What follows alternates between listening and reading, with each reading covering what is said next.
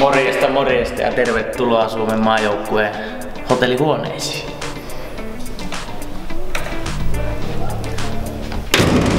No niin, tässä meillä on muutama huone täällä näin ja ollaan nyt 4. kerroksessa tosiaan ja täältä meillä löytyy sitten tämä meikäläisen huone ja näin hienosti toimii ovet meillä.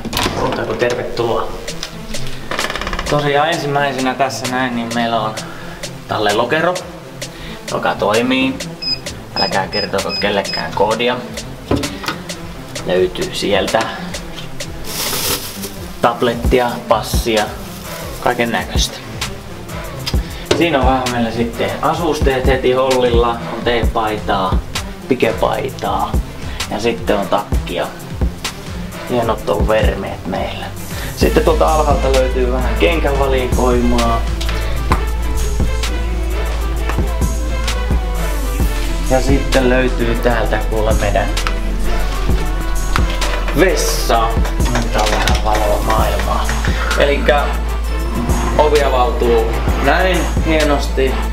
Ja täältä sitten meillä löytyy ihan perustarvikkeet.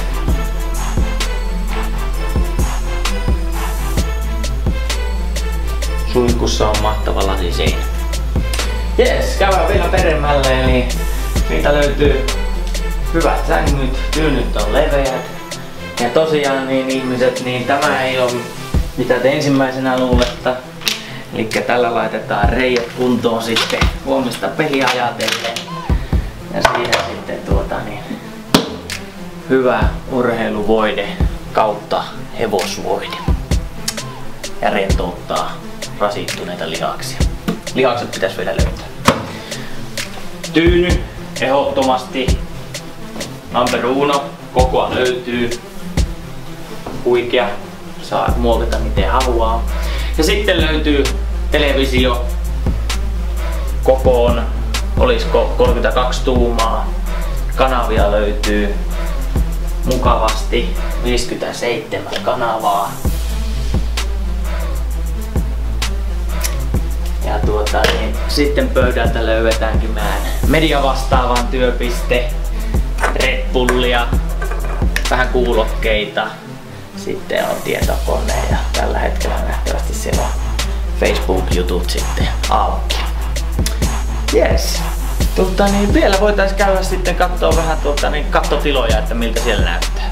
Lähdetään sinne päin.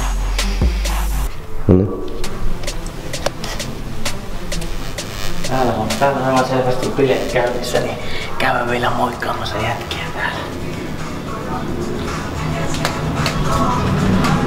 Täällä ollaan varsinaisesti urheilujen merkeissä. No. Me lähdetään käymään tuossa katolla vielä.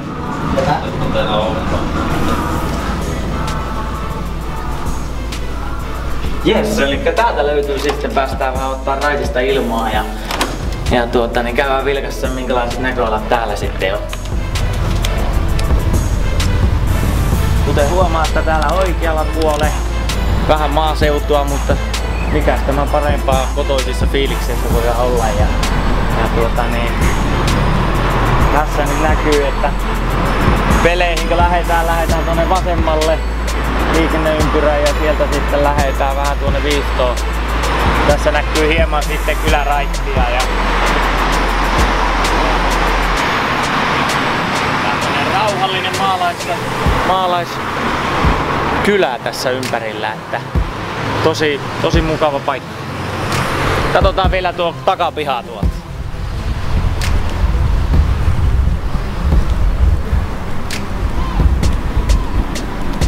Jees, eli rautatieasema löytyy tuosta heti kulman takkaa. Ja sillä päästään sitten tarvittaessa, kun passi löytyy, niin ilmaiseksi sitten keskustaan. Ja muutenhan meillä sitten linja-autot tosiaan hakkee ja tuopii tänne. Semmonen.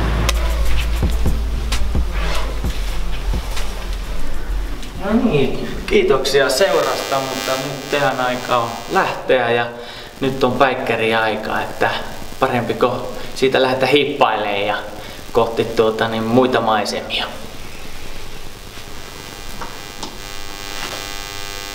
Ei muuta kuin palataan.